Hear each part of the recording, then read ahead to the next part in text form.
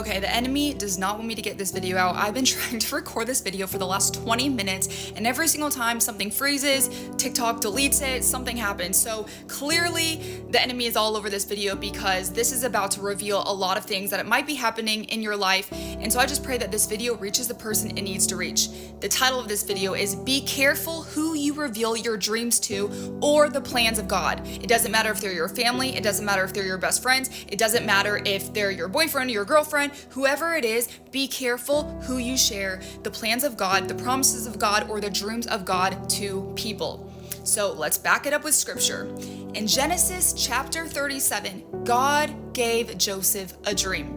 And the Bible tells us that when Joseph's brothers saw that their father loved Joseph more than he loved them, they hated him and could not speak peaceably to him.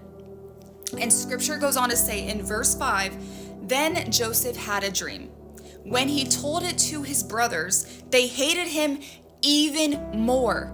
So Joseph's brothers, their hatred towards Joseph intensified even more after Joseph shared his dreams with them. And I'm gonna tell you why in a second. But after Joseph shared his first dream, because God gave him two dreams, after he shared the first dream with his brothers, he didn't seem to have enough wisdom to know not to share more with his brothers. Maybe he didn't recognize that his brothers hated him even more. Maybe he didn't see the harm in it. Maybe he didn't know, but he didn't have enough wisdom to recognize that, hey, my brothers are hating me even more after I share this. So he goes on to share the second dream that God gave him. And scripture goes on to tell us in verse 9 that he had another dream and told it to his brothers again. And the reason why his brothers hated him even more is because the dreams that he was having were revealing the plans of God and the purposes of God in Joseph's life, saying that he would reign over his family and rule over them. And so this is when his brothers plotted against him to kill him. And this is a perfect example of how the enemy works in our lives to cause envy, jealousy, and discord against the plans of God. So the enemy can even use your family, your best friend, your boyfriend, your girlfriend, people even in the church. When you start speaking out loud the plans of God and the purposes of God and the promises of God over your life, the enemy has an open door now to use that very same thing and to discourage you, to plot against it.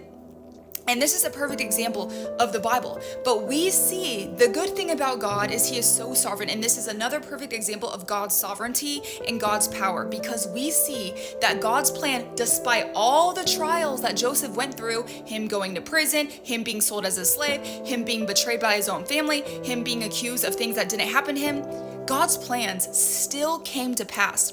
Even though his brothers plotted evil against him, God still used it for good.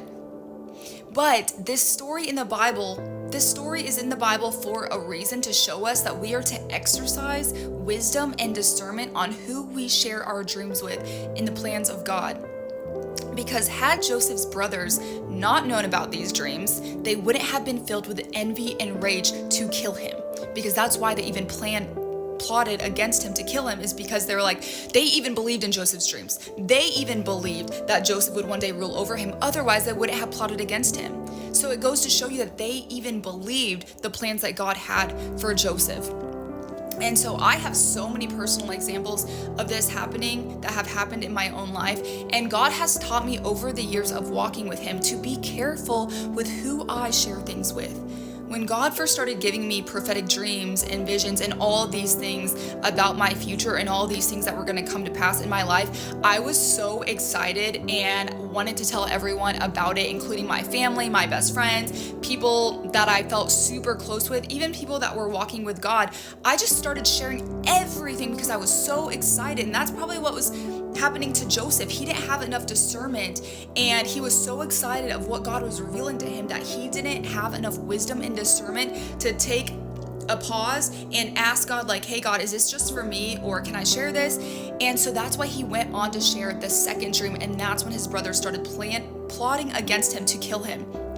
And what I realized from my experience of sharing things with people is that not everyone will be supportive of these dreams. And the enemy can play off of this and cause strife and envy in those people, putting it in their heart, resulting in a secret hatred towards you because they are jealous of the plans of God in your life. This is how the enemy works. Even if they don't tell you to your face, even if they don't act like it to your face, the enemy can use that to cause envy and just jealousy in their heart and start planting, because envy deceives us. If the enemy can use envy and plant these thoughts into someone's mind, they can have secret hatred towards you. And that's exactly what happened with Joseph's brothers.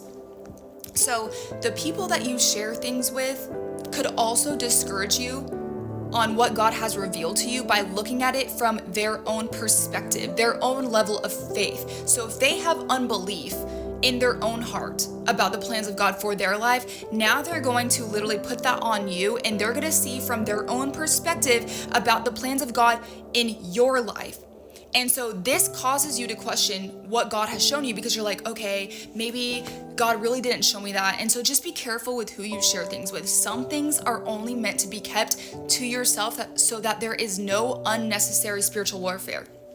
And this actually recently happened to me a few weeks ago. So God has given me this big promise, this big dream, and it has been happening in my dreams for the last couple of years. And some people know about this dream. I've even talked about it before, but a few weeks ago, I had a dream of me carrying a newborn baby. And normally newborn babies represent promises. It represents you're birthing something new, maybe a new ministry, a new project that God has you working on, but it's a promise of God. And I was in a crowd, running through a crowd, and I was holding this newborn baby, trying to protect it from anyone touching it, from anyone seeing it. And my mission in this dream was to protect this baby at all costs and dodge the crowd as I was running through it. I didn't want anyone to see it. I didn't want anyone to touch it. And the revelation that God gave me when I woke up about this dream was that I needed to keep this promise of God, the things that He was revealing to me, the things that He was showing me about my purpose, about my future. I needed to keep it to myself because it was very vulnerable. It was vulnerable to attack. It was vulnerable to be discouraged. And it was a specific thing that God wanted me to keep to myself so that there wouldn't be an open door for the enemy to try to attack it. So God is saying, be careful who you share your dreams with. And if you don't know, ask God for wisdom. In James 1:5, it says that we can ask God for wisdom. For anyone who lacks wisdom, ask God for wisdom, and He gives wisdom generously.